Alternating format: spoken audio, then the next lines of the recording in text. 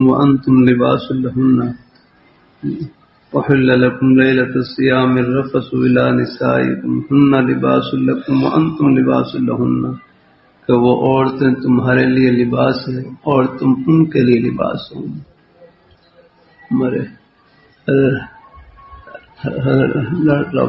عبد الحلیم چشتی رحمہ اللہ تعالیٰ چشتی صاحب کہتے ہیں میں جب قدم میں بیٹھا ہوا تو فرمانے لگا دیکھو یہاں میاں بیوی کو ایک دوسرے کے لیے لباس قرار دیا گیا ہے. تو ہن لباس لکم وہ عورتیں تمہارے لیے لباس ہیں اور وہ انتم لباس لہن اور تم ان کے لیے لباس ہو. تو فرمائے لباس پردے کے لیے ہوتا ہے.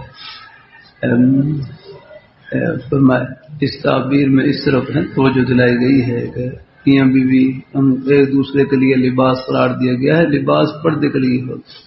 مطلب یہ ہے کہ میاں بیوی کے درمیان جو ہی بات ہو بس وہ اپنے تک ہی رہے پردے کے اندر ہی رہے یعنی اس کو آگے نہ پہنچایا جائے.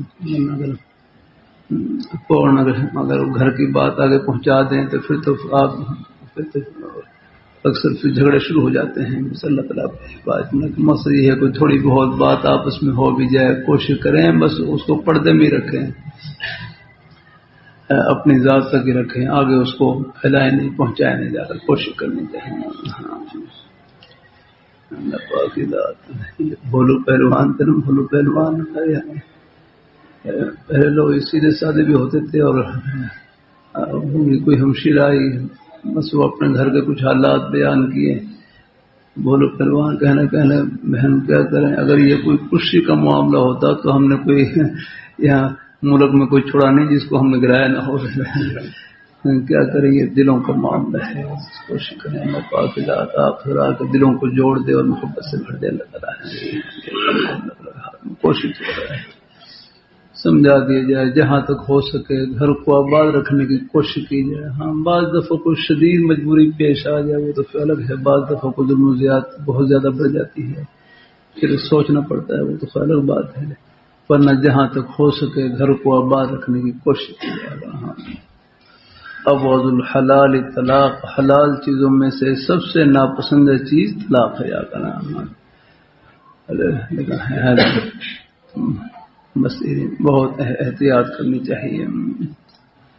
اللہ پر کرتا رہتا ہوں جھگڑے کا حل جھگڑا نہیں ہے جھگڑے کا حل جھکنا ہے اور جو اللہ تعالیٰ کے لیے جھکتا ہے وہ جھکتا نہیں اللہ ان کا سر عرش لگا دیتے ہیں.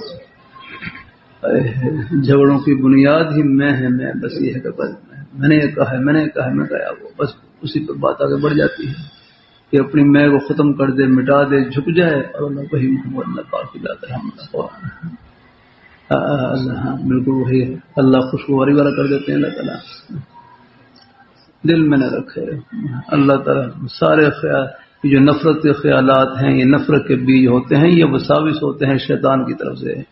وہ خوش ہوتا ہے ان سے آگنا مشکاشی میں پڑا نا وہ شاباش دیتا ہے اپنے چہروں کو آگنا پوری وہ بھی کارستانی سنتا ہے نا کیا کر کر آیا ہوئی آگنا جب کہتا ہے میں نے وساوس ڈالتا رہا اور دو گھروں کو آپس میں جدا کر دیا. کہتے ہیں نعم العون کام تو نے کیا ہے شاباش. اللہ اپنے حفاظت میں رکھے ہیں. لڑائی جھگڑے یہ فساد یہ اس قسم یہ ہے سب یہ شیطان کی طرف سے چالیں ہوتی ہیں اور نقصان ہو اور پھر وہ دنیا خود کو اس راستے سے برباد کرنے کی کوشش کرتا ہے.